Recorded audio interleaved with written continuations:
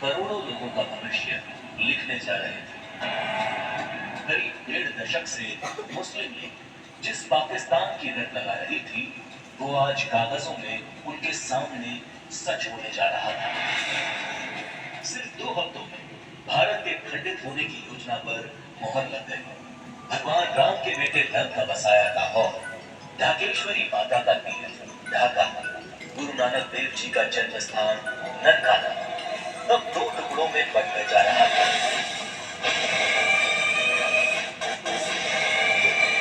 और अगर कोई इस विभाजन की योजना से अनभिज्ञ था, तो वो थी भारत की मासूम और निर्दोष जनता, जिस पर यह विभाजन कहर बनकर टूटने वाला था। 1947 को अंग्रेजों द्वारा किया विभाजन देश का पहला विभाजन नहीं था। अंग्रेज इससे पहले 1905 में भी बंगाल का विभाजन कर चुके थे, लेकिन उस विभाजन का पहले बंगाल में और फिर पूरे देश में इतना मुखर विरोध हुआ कि अंग्रेजों को 1911 में अपना फैसला वापस लेना पड़ा था। विभाजन का जो काम अंग्रेज 1905 में नहीं कर पाए, वो 1947 में करने में कैसे सफल हुए? आज 1905 के बंगाल को 1947 के भारत से अलग बनाती है, वो है कांग्रेस पार्टी, मुस्लिम लीग और भारतीय कम्युनिस्ट। 1905 में बंगाल विभाजन के विरोध के बीच 1906 में मुस्लिम लीग का जन्म संयुक्त बंगाल के ढाका में हुआ। बंग भंग आंदोलन के बाद जन्मी मुस्लिम लीग 1909 में पार्लियामेंटो सुधार के नाम पर प्रथम निर्वाचन प्रणाली मांग से शुरू करके अगले 30 साल अलग इस्लामिक राष्ट्र पाकिस्तान के नाम पर भारत को मजहब के नाम पर बांट कर रख दिया।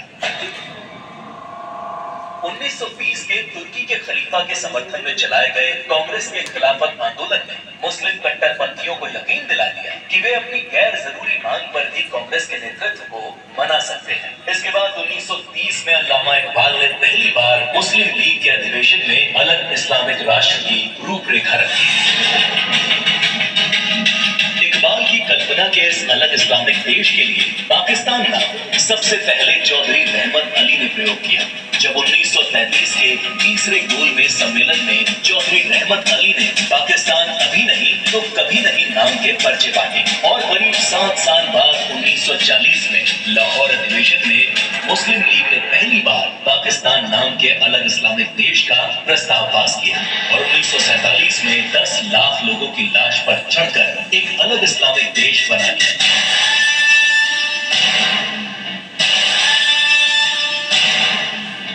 और जिस भारत ने 1905 में बंगाल का विभाजन नहीं होने दिया, वो भारत 1947 में भारत विभाजन नहीं रोक पाया, क्योंकि कांग्रेस के जिन नेताओं पर लीग के सामने खड़े होने की जिम्मेदारी थी, उन्होंने अंत समय में बिना भारत के लोगों को विश्वास में विभाजन का प्रस्ताव स्वीकार कर लिया। देश तोड़ने के इस खेल में हिस्सा भारत के कम्युनिस्टों ने भी निभाया।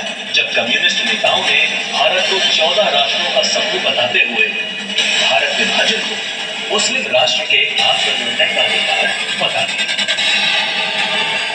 साल 1945 में अग्रणी कम्युनिस्ट सिद्धांतकार कॉमरेड जी अधिकारी मुस्लिम लीग की मांग को न्याय संगत बताते हुए इसे दी।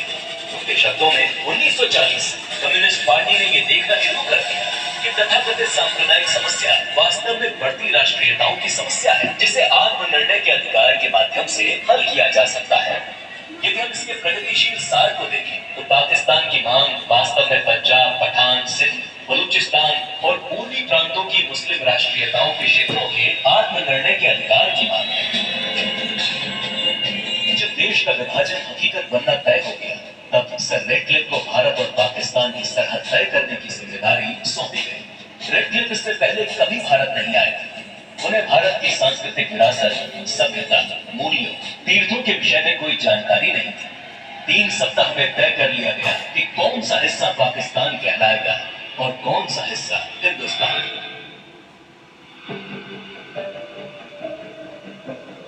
सदियों से एक जैसे इतिहास, भाषा, बोली, खान पान लिए रह रहे लोग गांव और शहर रातों रात 2 देश बन गए। करीब 1.5 करोड़ लोग रातों रात बेघर हो गए और करीब 10 लाख से अधिक लोग इस विभाजन के नाम पर काल के काल में समा गए। ये विभाजन जिसने आगे चलकर पूर्वी पाकिस्तान में एक नए नरसंहार को जन्म दिया। शहर के शहर रातों रात खंडर में बदल गए। शहर दर शहर दंगे और आगजनी शुरू हो गई। वो लोग जो हवेलियों में रहते थे वो अब रातों रात रिफ्यूजी बन चुके थे। अपना सब कुछ लुटा कर लोग सड़ी गर्मी और बरसात में मीलों तक फैले काफिले हजारों की तादाद में अपनी जान बचाकर चले आ रहे थे। सबसे बुरा हाल महिलाओं का हुआ, जिन्हें इस विभाजन की सबसे क्रूर कीमत चुकानी पड़ी। सैकड़ों महिलाओं का अपहरण और बलात्कार किया गया। 1940 के दशक में भारत की ही भांति नरसंहार झेलने वाले यहूदियों की विभीषिका को आज पूरा संसार जानता है। 27 जनवरी को आज पूरा विश्व होलोकास्ट दिवस के तौर पर मनाता है। लेकिन इस विभाजन की कभी न भूली जा सकने वाली त्रासदी को भारत की पूर्व की सरकारों ने कभी याद करने की कोशिश नहीं की। विभाजन विभीषिका दिवस 14 अगस्त का दिन विभाजन विभीषिका का स्मरण करने का दिन है। 14 अगस्त का दिन अटल जी की पंक्तियों को दोहराने का दिन है। भूल नहीं खंडित भारत को पुनः अखंड बनाएंगे, गिरगिट से गारो पर्वत तक आजादी पर्व मनाएंगे। उस स्वर्ण दिवस के लिए आप एक कमर कसें, बलिदान करें।